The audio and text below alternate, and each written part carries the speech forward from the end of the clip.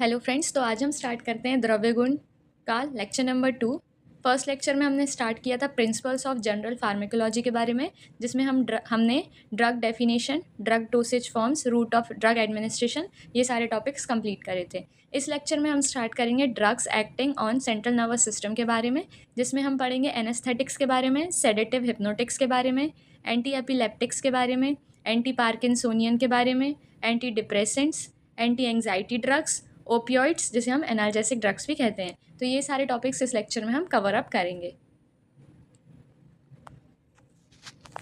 सबसे पहले हम स्टार्ट करते हैं drugs acting on the central nervous system. ऐसी ड्रग्स जो सीएनएस पर एक्ट करती हैं उसके बारे में हम पढ़ते हैं, मतलब इसका इंट्रोडक्शन देखते हैं हम। Drugs acting on the central nervous system are those that influence the brain and spinal cord. ऐसी ड्रग्स जो सेंट्रल नर्वस सिस्टम पर एक्ट करती हैं वो इन्फ्लुएंस करती हैं ब्रेन को और स्पाइनल कॉर्ड को। दे कैन आइदर डिप्रेस और स्टिमुलेट सीएनएस एक्टिविटी। या तो ये डिप्रेस करती हैं सीएनएस की एक्टिविटी को या सीएनएस की एक्टिविटी को स्टिमुलेट करती हैं। और modify specific brain function like mood, pain और कॉन्शियसनेस। और ये मॉडिफाई करती हैं कुछ ब्रेन फंक्शंस को, जैसे कि मूड, पेन और कॉन्शियसनेस। ठीक है, फिर हम इसका क्लासिफिकेशन देख लेते हैं। सबसे पहले इसमें आता है एनेस्थेटिक्स, सेकंड नंबर पे आता है सेडेटिव हिप्नोटिक्स, थर्ड नंबर पे आता है एंटी एपिलेप्टिक्स, फोर्थ पर आता है एंटी पार्किंसोनियन, फिफ्थ पर आता है एंटी डिप्रेसेंट्स, सिक्स्थ पर आता है एंटी एंग्जाइटी ड्रग्स और सेवन्थ पर आता है ओपियोइड्स जिसे हम कहते हैं एनाल्जेसिक ड्रग्स। तो ये सारे जो एग्जाम्पल्स हैं ये drugs acting on central nervous system के एग्जाम्पल्स हैं। ठीक है, सबसे पहले हम स्टार्ट करते हैं एनेस्थेटिक्स से। Anesthetics are drugs that cause a reversible loss of sensation with or without loss of consciousness so that medical or surgical procedure can be performed without pain. Anesthetics drugs होती हैं जो reversible loss of sensation करती हैं, मतलब कुछ एक particular area में ये लॉस ऑफ सेंसेशन कर देंगी, वहाँ का पर्टिकुलर सेंसेशन जो है वो लॉस हो जाएगा, लेकिन वो सेंसेशन जो होता है वो रिवर्सिबल होता है, मतलब वापस से वो ठीक हो जाता है सेंसेशन। ठीक है, और ये विथ और विदाउट लॉस ऑफ कॉन्शियसनेस। या तो जब भी हम एनेस्थेटिक्स का यूज़ करेंगे तो या तो पर्सन कॉन्शियसनेस में रहेगा या तो वो अनकॉन्शियस हो जाएगा, तो ये दोनों की कंडीशन फॉलो करती है, सो दैट मेडिकल और surgical procedures can be performed without pain. और ये सारी चीज़ें करते क्यों हैं, मतलब एनेस्थेटिक्स का यूज़ क्यों करते हैं, जिससे हम मेडिकल और सर्जिकल प्रोसीजर्स कर सकें और पेशेंट को पेन ना हो, इसलिए हम एनेस्थेटिक्स का यूज़ करते हैं। टाइप्स ऑफ एनेस्थेटिक्स देख लेते हैं। 4 टाइप्स के होते हैं। जनरल एनेस्थेटिक्स होता है, लोकल एनेस्थेटिक्स रीजनल एनेस्थेटिक्स होता है, सेडेटिव और कॉन्शियस सेडेशन होता है। सबसे पहले हम स्टार्ट करते हैं जनरल एनेस्थेटिक्स के बारे में।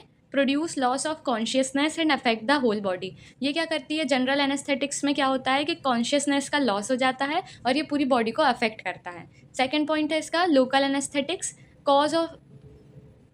सेकेंड पॉइंट है इसका local anaesthetics, cause loss of sensation in a small area without acting consciousness. इसमें क्या होता है कि लॉस ऑफ सेंसेशन हो जाता है लेकिन स्मॉल एरिया में होता है और जो पेशेंट होता है वो कॉन्शियस होता है। ठीक है, फिर थर्ड है इसका regional anaesthetics, block sensation in the large part of the body. मतलब इसमें क्या होता है कि ब्लॉक करता है ये सेंसेशन को बहुत large part of the body में। फिर फोर्थ पॉइंट है इसका सेडेटिव्स, इसमें क्या होता है cause relaxation and drowsiness, patient remains unconscious.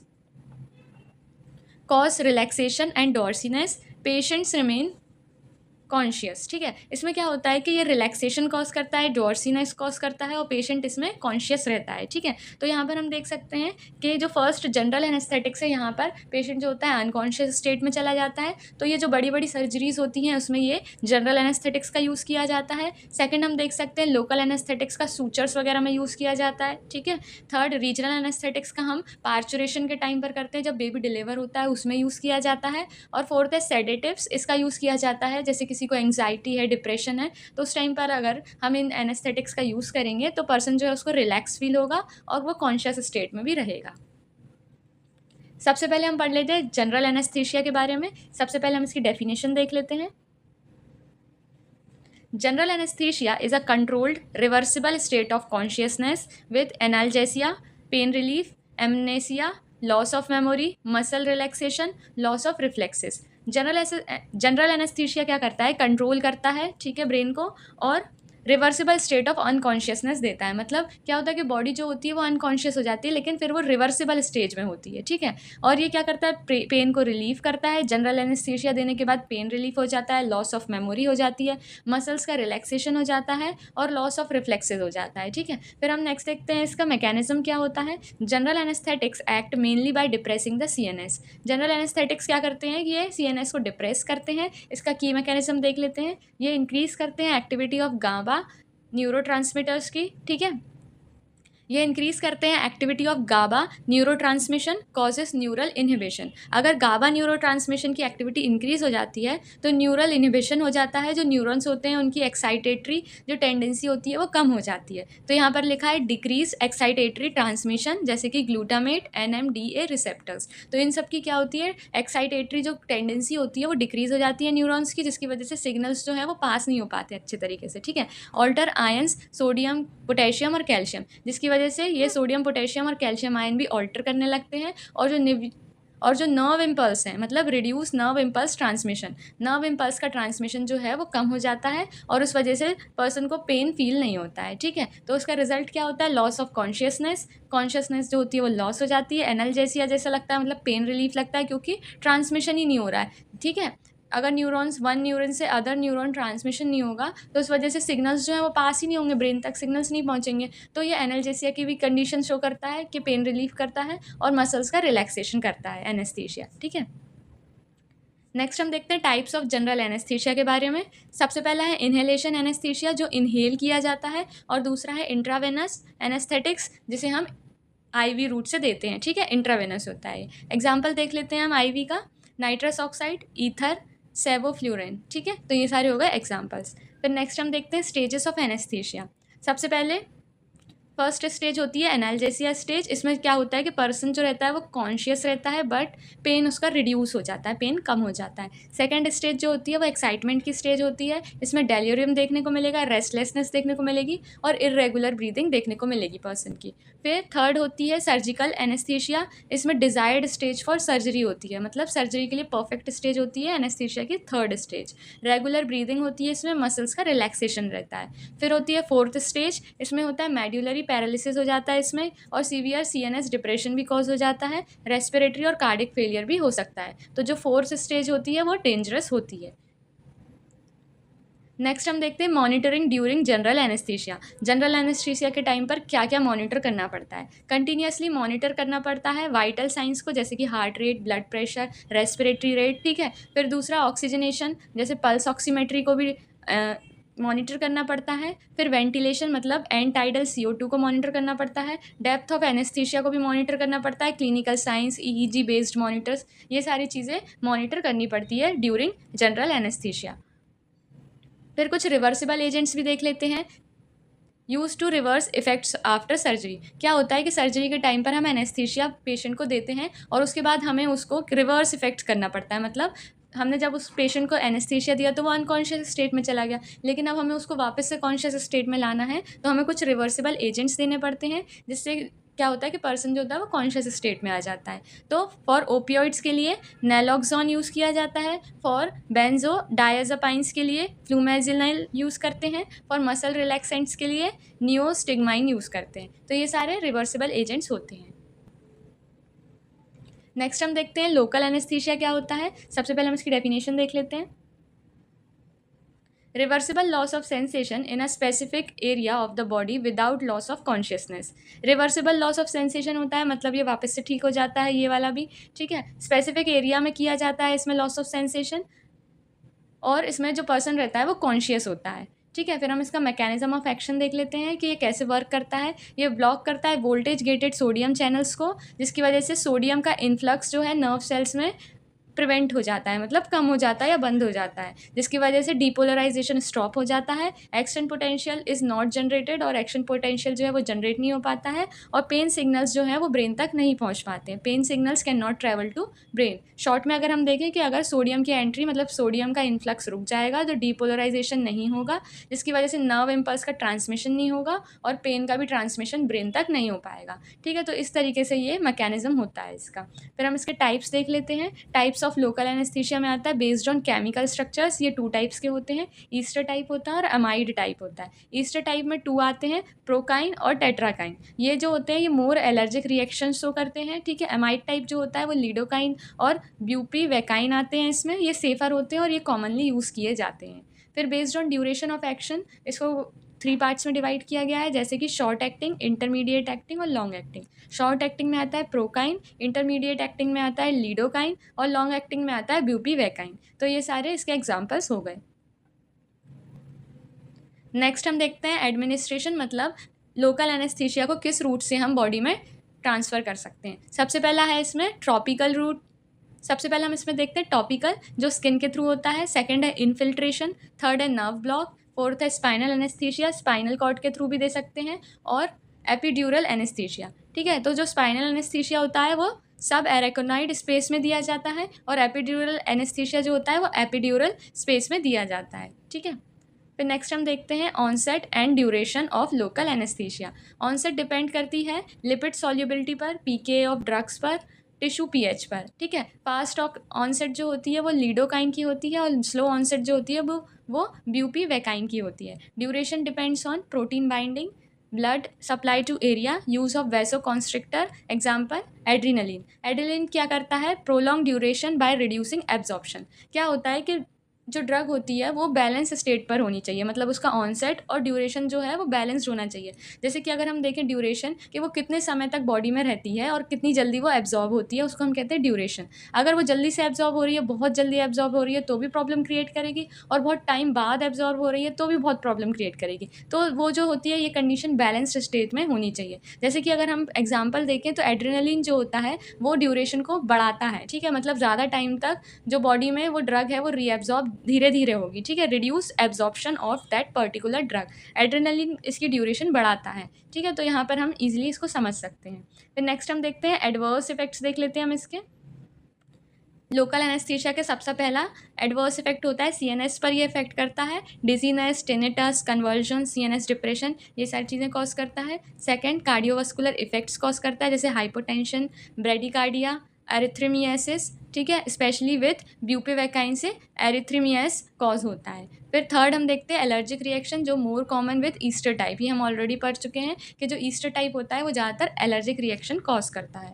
फिर हम इसके फोर्थ टाइप देखते हैं local effects, pen eight injection site, tissue irritation. Local effects इसके क्या होते हैं कि जहाँ पर इंजेक्शन लगाया गया है वहाँ पर पेन होगा या वहाँ के टिश्यूज़ में इरिटेशन देखने को मिलेगा। फिर फिफ्थ पॉइंट है इसका मिथेमोग्लोबिनीमिया, ठीक है। ये रेयर होता है, सीन विथ ड्रग्स लाइक प्राइलोकाइन। तो ये सारी ड्रग्स में ये यूज़ होता है, ठीक है। इस केस में हमें मतलब प्राइलोकाइन ड्रग्स का अगर यूज़ कर रहे हैं तो उस केस में हमें मिथेमोग्लोबिनीमिया देखने को मिल सकता है। नेक्स्ट टॉपिक हम स्टार्ट करते हैं regional and dental anaesthesia types. सबसे पहले होता है रीजनल एनेस्थीसिया। क्या होता है, regional anaesthesia is a technique in which loss of sensation occurs in specific part of the body by blocking nerve conduction without loss of consciousness. Regional anaesthesia में क्या होता है, ये एक टेक्निक होती है जिसमें लॉस ऑफ सेंसेशन हो जाता है for specific part of the body, मतलब एक स्पेसिफिक पार्ट में होता है लॉस ऑफ सेंसेशन, और ये नर्व कंडक्शन को ब्लॉक करता है विदाउट लॉस ऑफ कॉन्शियसनेस, मतलब इसमें लॉस ऑफ कॉन्शियसनेस नहीं होता है। फिर इसके हम ऑनसेट और ड्यूरेशन देख लेते हैं। Depends on drug used. Lidocaine जो ड्रग होती है वो फास्ट ऑनसेट होती है और शॉर्ट ड्यूरेशन होती है। ब्यूपीवेकाइन ड्रग जो होती है वो स्लो ऑनसेट होती है और लॉन्ग ड्यूरेशन होती है। फिर डेंटल एनेस्थीसिया के बारे में पढ़ लेते हैं। Dental anaesthesia is a local regional anaesthesia used in dentistry to numb teeth, gums and surrounding structures. Dental anaesthesia जो होती है वो लोकल और रीजनल एनेस्थीसिया भी कहते हैं इसको हम, और ये नंब करती है टीथ को और गम्स को नम करती है, और सराउंडिंग स्ट्रक्चर्स मतलब टीथ के आसपास जो स्ट्रक्चर्स होते हैं उनको भी नम कर देती है ये, ठीक है। इसका ऑनसेट और ड्यूरेशन देख लेते हैं। तो इसमें हम लीडोकाइन का यूज़ करते हैं जिसकी ऑनसेट जो होती है 2 to 3 मिनट्स होती है और इसकी ड्यूरेशन जो होती है 1 to 2 आवर्स तक भी जा सकती है अगर हम एड्रेनलिन का यूज़ करेंगे, ठीक है। क्योंकि हमने देखा है कि एड्रेनलिन जो होता है वो ड्रग का एब्जॉर्प्शन रिड्यूस कर देता है, जिसकी वजह से जो ड्रग होती है वो लॉन्ग ड्यूरेशन तक बॉडी में रहती है, ठीक है। नेक्स्ट टॉपिक हम स्टार्ट करते हैं सेडेटिव हिप्नोटिक्स के बारे में, इसकी हम डेफिनेशन देख लेते हैं। Sedative hypnotics are drugs that depress the central nervous system to produce sedation, calming effect reduces anxiety, hypnosis, induce sleep. Sedative hypnotics ऐसी ड्रग्स होती हैं जो डिप्रेस करती हैं सेंट्रल नर्वस सिस्टम को और प्रोड्यूस करती हैं सेडेशन, मतलब कामिंग इफेक्ट प्रोड्यूस करती हैं और एंग्जाइटी को कम करती हैं। हाइप्नोसिस भी कर सकती हैं, जैसे इंड्यूस स्लीप इंड्यूस करती हैं, मतलब इसको खाने के बाद नींद आने लगती है। लो डोज में अगर हम लेते हैं तो सेडेशन कॉज करती है, हाई डोज में अगर हम लेते हैं तो स्लीप कॉज करती है।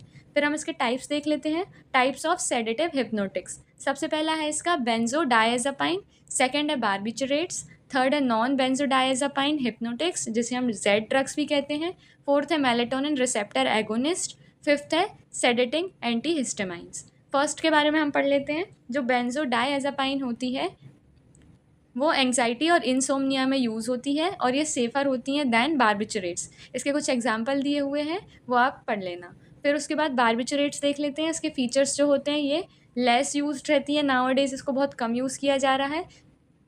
Higher risk of respiratory depression ये कॉज करती है। इसके हम कुछ एग्जांपल्स देख लेते हैं, यहाँ पर लिखे हुए हैं। फिर उसके बाद नेक्स्ट हम देखते हैं नॉन बेंजोडायज़ेपिन हिप्नोटिक्स, इसको हम कहते हैं जेड ड्रग्स। ठीक है, इसका मेन फीचर्स होते हैं ये इंसोम्निया में यूज़ होती हैं। तो यहाँ पर मोस्टली जो ड्रग्स हैं वो इंसोम्निया में यूज़ हो रही है, क्योंकि ये ड्रग्स जो होती हैं स्लीप इंड्यूस करती हैं। तो यहाँ पर इसके भी एग्जाम्पल दिए हुए हैं। फिर नेक्स्ट हम देखते हैं मेलेटोनिन रिसेप्टर एगोनिस्ट, इसका मेन फीचर होता है ये भी इंसोम्निया के लिए ही है और यहाँ पर कुछ एग्जाम्पल दिए हुए हैं। फिर फिफ्थ है यहाँ पर सेडेटिंग एंटीहिस्टामिन्स, इसके भी एग्जांपल्स दिए हुए हैं और ये डॉर्सीनेस कॉज करती है और used in mild sleep aids. ठीक है, माइल्ड स्लीपिंग के लिए ये इस्तेमाल होती हैं। तो यहाँ पर हम इजीली याद कर सकते हैं BBZMA, benzodiazepine, barbiturates, Z drugs, melatonin agonist और एंटीहिस्टामिन्स। ठीक है, तो ऐसे करके हम इसको लर्न कर सकते हैं। फिर हम इसकी फार्माकोकाइनेटिक्स भी देख लेते हैं। एब्जॉर्प्शन होता है, फिर डिस्ट्रीब्यूशन होता है, मेटाबॉलिज्म होता है और फिर लास्ट में एक्सक्रीशन हो जाता है ड्रग्स का।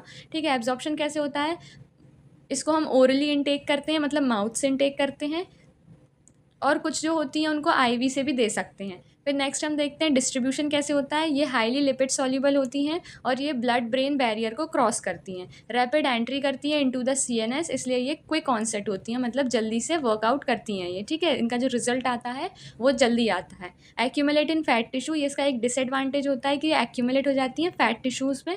Prolonged effect in repeated use, अगर इसको लगातार यूज़ करेंगे तो ये एक्यूमुलेशन शो करती हैं। मेटाबॉलिज्म देखते हैं, मोस्टली मेटाबोलाइज्ड इन लीवर, ये मेटाबोलाइज्ड हो जाती हैं लीवर में जाके। Some drugs form active metabolites, कुछ ड्रग्स ऐसी होती हैं जो एक्टिव मेटाबोलाइट्स फॉर्म करती हैं, जैसे कि डायएज़ेपाम जिसकी लॉन्ग ड्यूरेशन होती है। Barbiturates can induce liver enzymes drug interactions, barbiturates क्या करती हैं, ये लीवर के कुछ एंजाइम्स होते हैं उनको इंड्यूस करती हैं और उनके साथ ड्रग इंटरेक्शन करती हैं। फिर नेक्स्ट हम देखते हैं fourth excretion, mainly via kidney, मतलब कोई भी ड्रग का जो एक्सक्रीशन होता है वो किडनी के थ्रू होता है, यूरिन के थ्रू होता है। सम मेटाबोलाइट्स में भी लॉन्ग एक्टिंग, लेकिन कुछ मेटाबोलाइट्स जो होती हैं वो लॉन्ग एक्टिंग होती हैं, तो वो ज़्यादा समय तक बॉडी में रहती हैं। ठीक है, फिर नेक्स्ट हम देखते हैं क्लिनिकल कंसिडरेशन, पेशेंट के फैक्टर्स पर डिपेंड करता है कि हमें किस तरीके की ड्रग पेशेंट को देनी है। ड्रग इंटरेक्शंस पर भी डिपेंड करता है कि कहाँ जाकर वो ड्रग बॉडी में इंटरेक्ट करेगी, किस एंजाइम से क्या प्रॉब्लम क्रिएट कर सकती है और क्या अच्छा भी क्रिएट कर सकती है। ठीक है, तो दोनों चीज़ें देख के उसके अकॉर्डिंग हमें ड्रग के इंटरेक्शन के थ्रू जो ड्रग है वो प्रिस्क्राइब करनी चाहिए पेशेंट को। फिर टॉलरेंस एंड डिपेंडेंस के थ्रू भी हम कर सकते हैं कि पेशेंट वो ड्रग को टॉलरेट कर पाएगा या नहीं कर पाएगा, उसके अकॉर्डिंग हम पेशेंट को ड्रग प्रिस्क्राइब करते हैं। ठीक है, फिर फोर्थ है ड्यूरेशन सिलेक्शन, क्योंकि शॉर्ट एक्टिंग है लॉन्ग एक्टिंग है उसके अकॉर्डिंग भी हमें देखना पड़ता है कि हमें कौन सी ड्रग किस पेशेंट को प्रिस्क्राइब करनी है। तो ये सारे होगा इसके क्लिनिकल कंसिडरेशंस। फिर हम इसके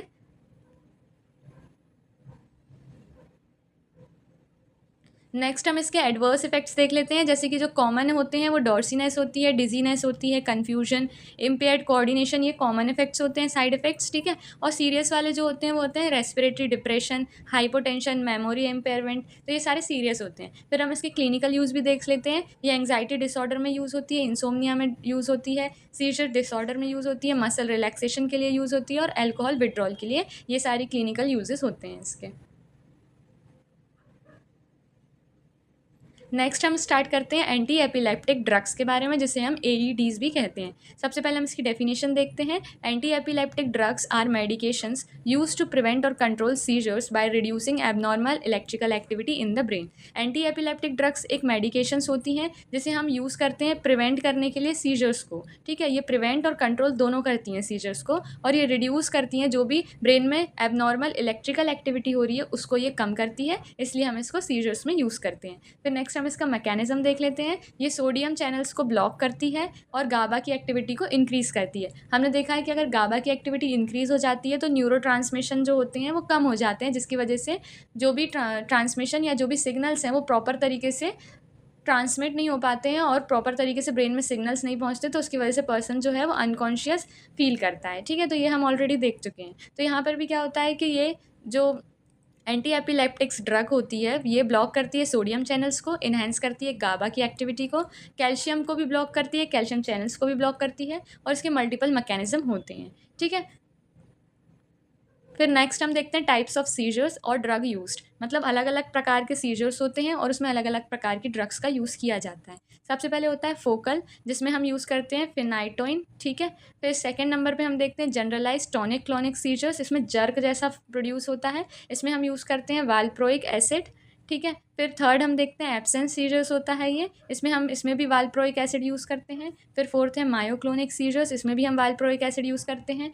फिर स्टेटस एपिलेप्टिकस, ये जो होती है इमरजेंसी कंडीशन होती है, इसमें हम डायज़ेपाम यूज़ करते हैं। ठीक है, फिर नेक्स्ट हम देखते हैं इंडिविजुअलाइज्ड ट्रीटमेंट, मतलब पर्टिकुलर इंडिविजुअल के अकॉर्डिंग भी ट्रीटमेंट किया जाता है। जैसे कि treatment is tailored based on type of seizure, कि टाइप ऑफ सीजर के अकॉर्डिंग हम ट्रीटमेंट कर सकते हैं, एज ऑफ पेशेंट के अकॉर्डिंग, प्रेगनेंसी स्टेटस भी देखकर ट्रीटमेंट किया जाता है, liver kidney function, drug interaction, side effects profile, ये सारी कंडीशंस को ध्यान में रख के हमें कोई भी इंडिविजुअल का ट्रीटमेंट करना चाहिए।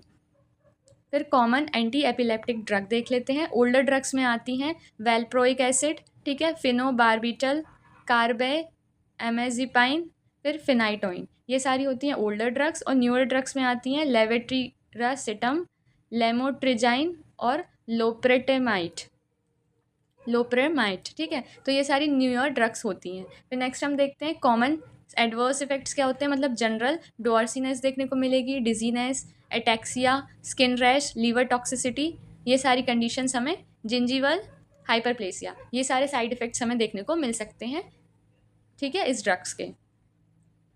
फिर नेक्स्ट हम देखते हैं एंटी पार्किंसोनियन ड्रग्स। इसका सबसे पहले हम डेफिनेशन देख लेते हैं।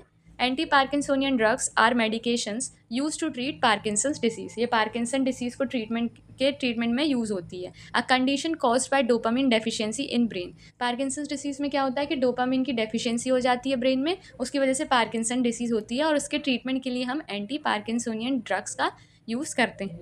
सबसे पहले हम इसकी क्लासेस देख लेते हैं। Drugs that increase dopamine activity, कुछ ड्रग्स होती हैं जो डोपामिन की एक्टिविटी को इंक्रीज करती है।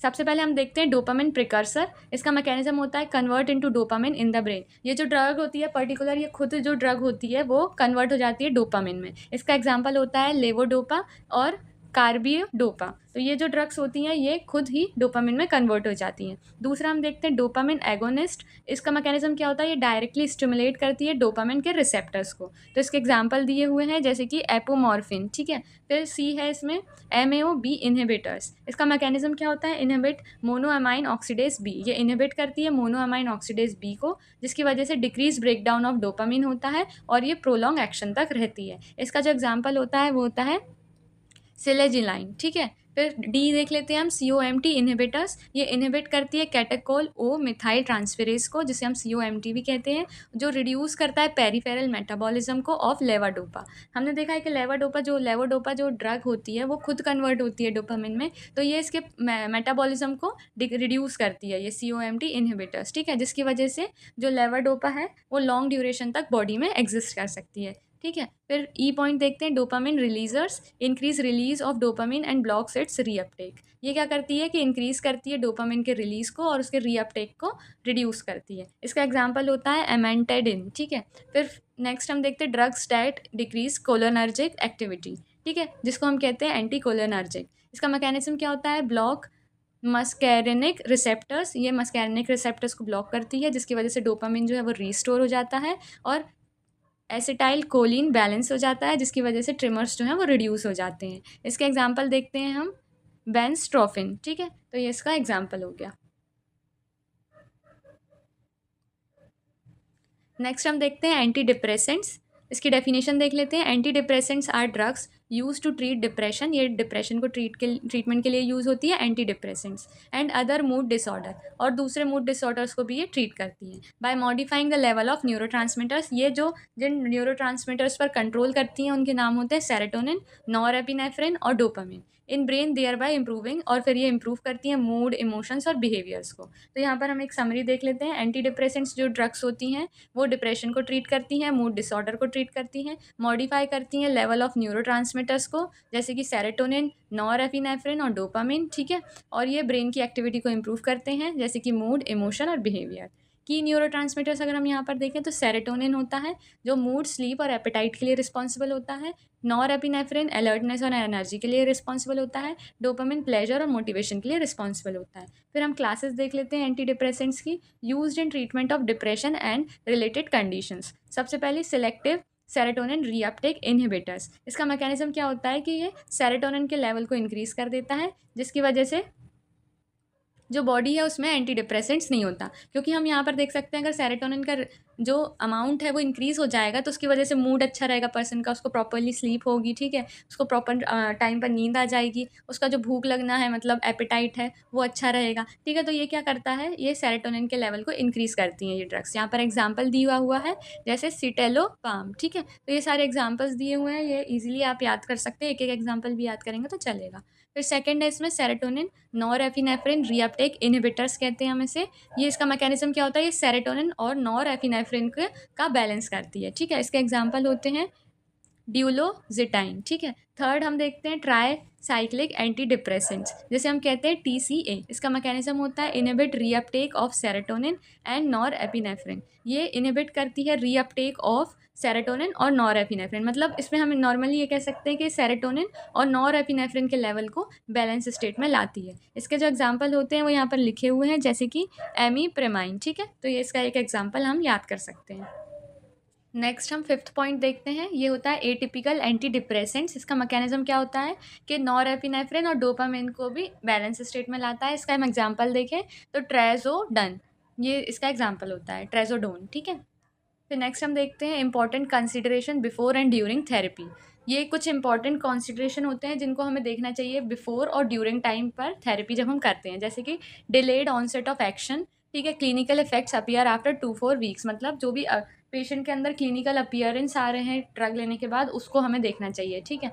फिर ड्रग सिलेक्शन, मतलब पेशेंट की एज, उसकी सीवियरिटी ऑफ सिम्टम्स के अकॉर्डिंग हमें ड्रग का सिलेक्शन करना चाहिए। रिस्क ऑफ सुसाइड, क्या होता है कि जब हम ये ड्रग्स देते हैं तो स्टार्टिंग की कंडीशंस में मतलब पेशेंट के अंदर सुसाइडल थॉट्स आते हैं तो उसको कंट्रोल करना चाहिए। ड्रग इंटरेक्शंस के अकॉर्डिंग हमें ड्रग्स प्रिस्क्राइब करनी चाहिए। फिर ड्यूरेशन एंड थेरेपी के अकॉर्डिंग, ठीक है, कि कितने टाइम तक जो ड्रग है उसको हमें देना है, जैसे कि कंटिन्यू फॉर एटलीस्ट 6 मंथ्स, मतलब 6 मंथ्स के लिए देनी है या और ज़्यादा टाइम के लिए देनी, कब तक देनी है, ठीक है, और उससे उस पेशेंट के अंदर क्या इंप्रूवमेंट आ रहा है उसके अकॉर्डिंग। फिर विड्रॉल, जैसे जब हम ड्रग जो है उसका विड्रॉल करते हैं, मतलब वो ड्रग को देना हम पर्टिकुलर बंद कर देते हैं तो उसकी सडन स्टॉपिंग की वजह से डिजीनेस, एंग्जाइटी, इंसोमिया की कंडीशन आती है, ठीक है।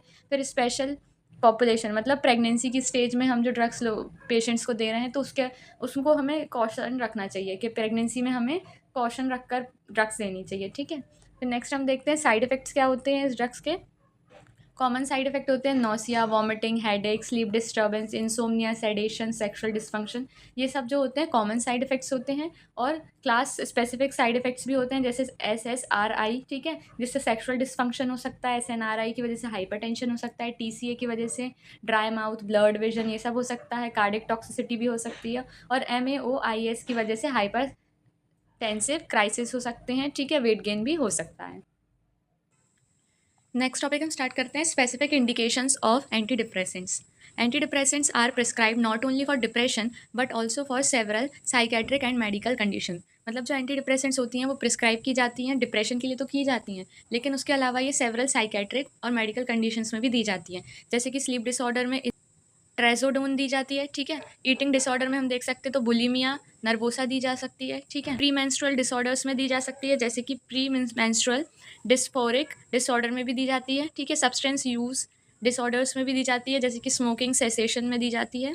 ब्यूप्रोपियोन, ठीक है, तो ये एक ड्रग है, ये दी जाती है। फिर न्यूरोसिस में दी जाती है, जिसको हम कहते हैं bed wetting, specially in children में ये होती है, तो इसमें इमीप्रेमिन दी जाती है, ठीक है। तो ये यहाँ पर ये सारी डिसीज़ हैं और उनके ड्रग्स के नाम दिए हुए हैं।